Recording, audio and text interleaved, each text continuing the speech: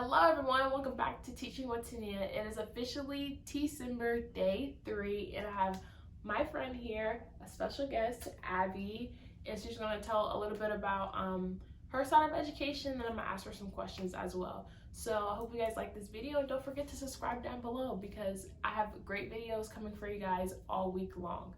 So let's get right into it.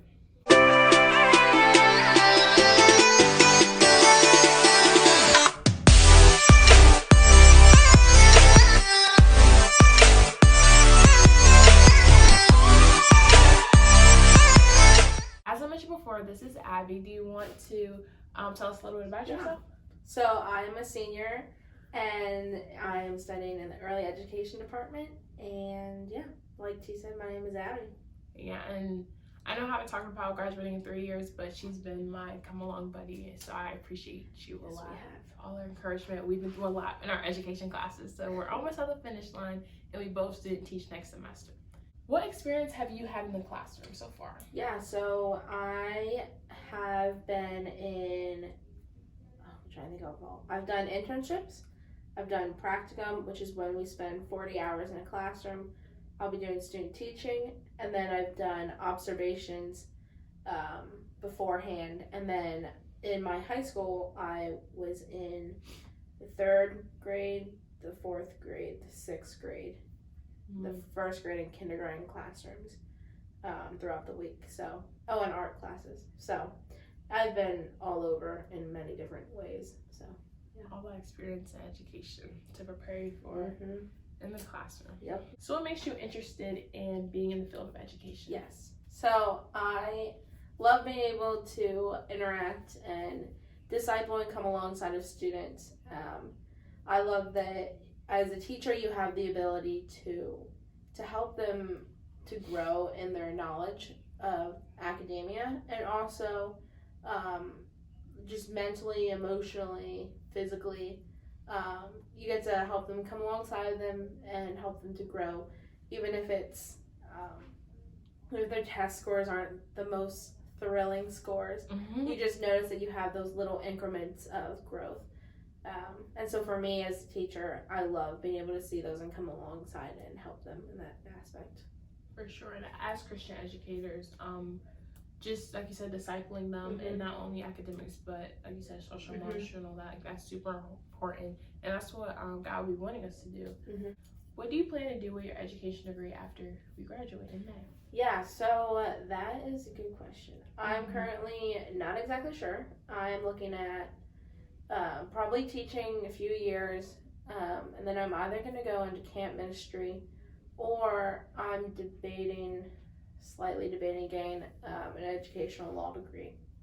So I love that. Any of those ideas are still mulling around in my head. Big plans for the future. You never know how God's going to use you in camp, for sure.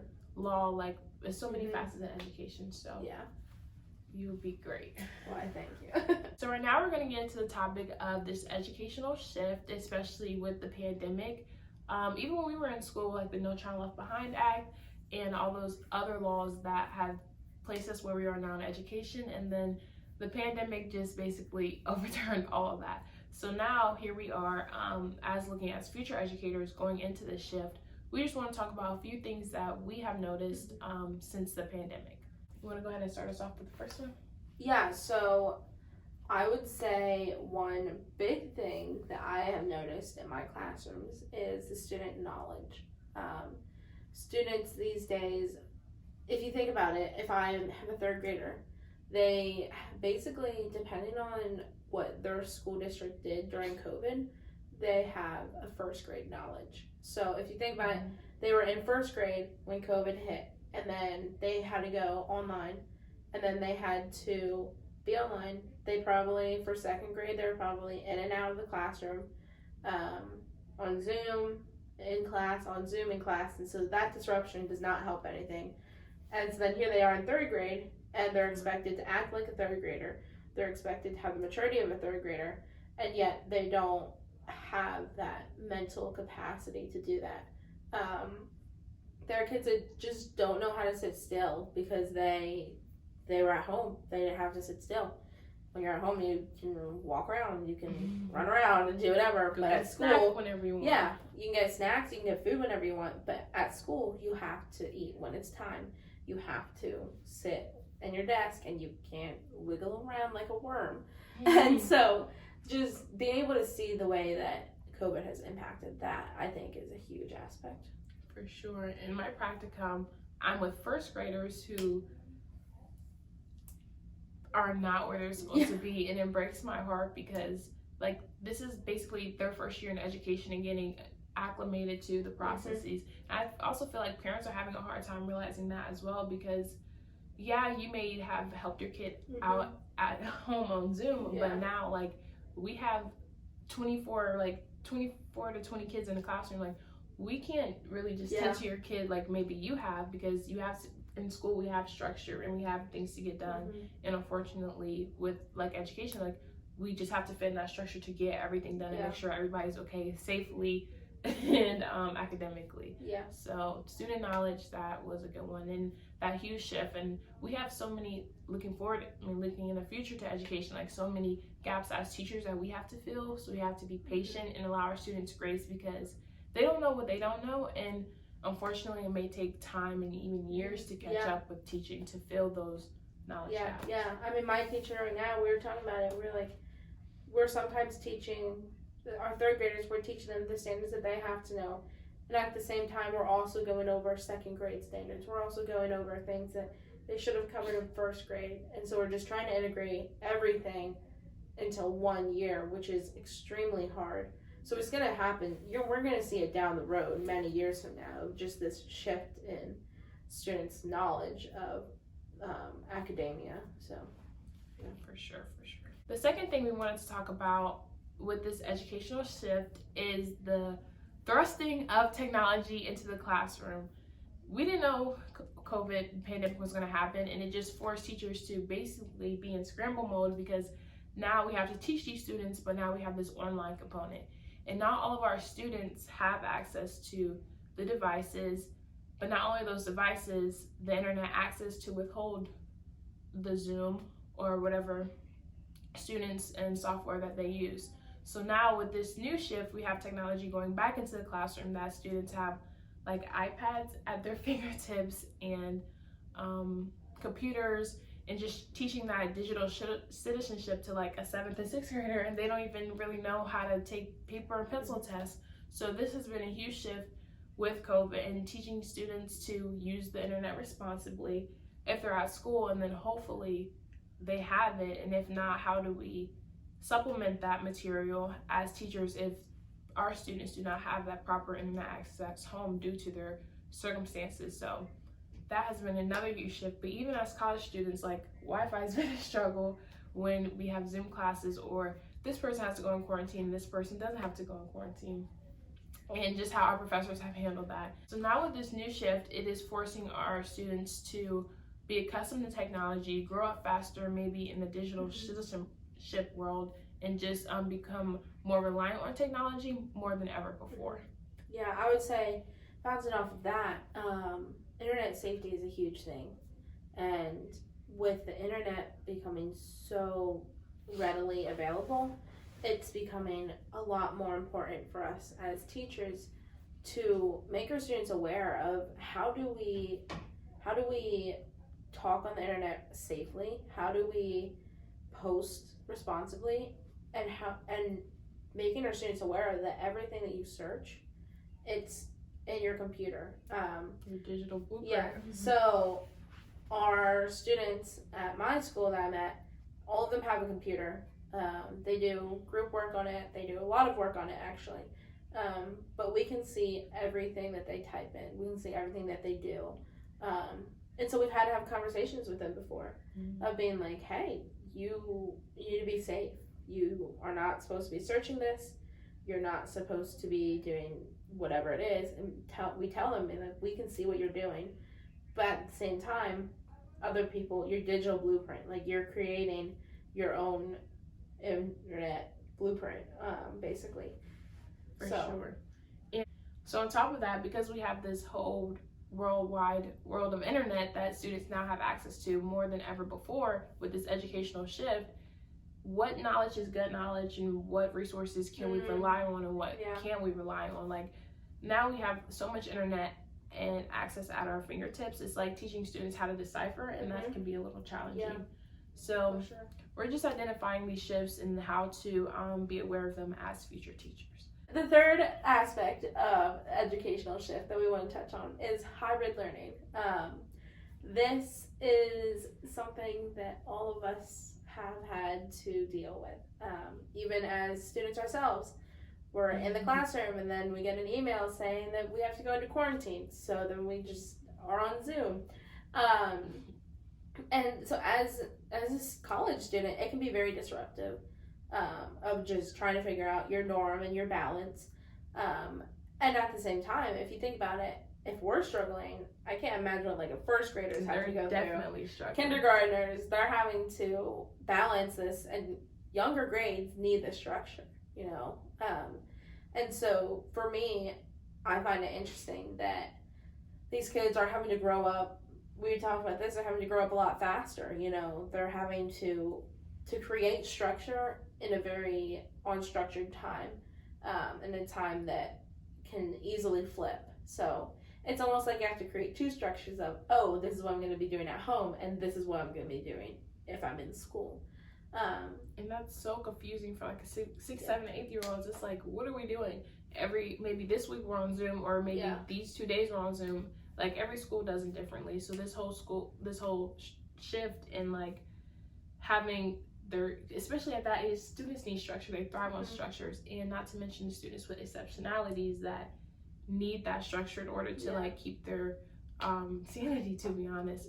So making that more comfortable for them and having structure as best as we can as teachers when we go into the classroom will be helpful, and just letting them know these are the rules online. Like, you can't have your dog, your siblings, all that in the classroom while we're trying to do instruction. And then when we are in the classroom, like, we raise our hand to talk and just have that type of structure. So that's been a huge shift in education as well. Yeah, and I think too, along with that, for the students that are on Zoom, it can be very easy for them to feel like they have to be in the classroom, but there's so much distraction going around them.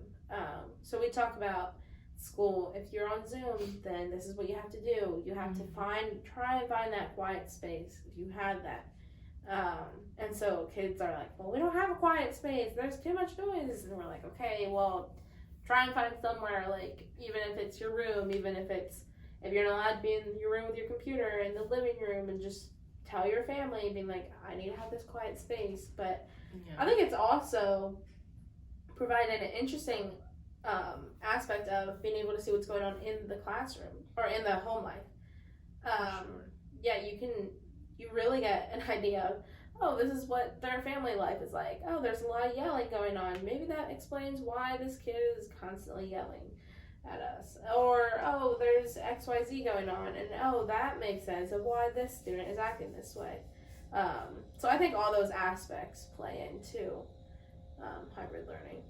For sure. And with that shift comes like a lot of flexibility on the student's part, the teacher's part, the parents' part, the whole community, school community, because like you said, like, you get to see what's their home life is like. On top of that, incorporating some of those home aspects to keep especially little kindergartners engaged. Maybe like find something that you like, your favorite stuffed animal, you can bring that into the classroom and get to know them as a person better. But then also like setting those boundaries. Okay, we're in academic time, we're supposed to be doing this. And so that could be a little challenging, but it's a huge shift that we just have to work with when we become teachers as well. And actually, Abby did her practicum, was it practicum or internship? Internship. One of her internships, and that was a whole different scenario, but she's had experience with that. And it could be fun as teachers, but it could also be like a detriment to students learning, so we just have to find that balance. The last thing we want to touch on is team teaching with this new educational shift in the pandemic, because it seems like when everything went online, like, so much got filled on teachers' plate as if our plates weren't already filled enough. So being able to like delegate tasks, maybe they're like 3, 4, 4th grade teachers, whatever grade level you're in, and now like you may teach the reading block or the English block, and then you can also coordinate activities to do together as a class and just feed off each other's ideas so you're not doing everything in lesson planning for everything, because that could get very overwhelming and teacher burnout is real. And we're not even teachers yet, but like we've been in our practical internships, like teachers are overwhelmed if you have not already known that. So team teaching allows for students to get what they need as well and where they need it at the level they need it at, while teachers are not burned out and overwhelmed ourselves. Yeah. And so, like, for example, at my school that I'm in practicum at, there's a group of 4 of us.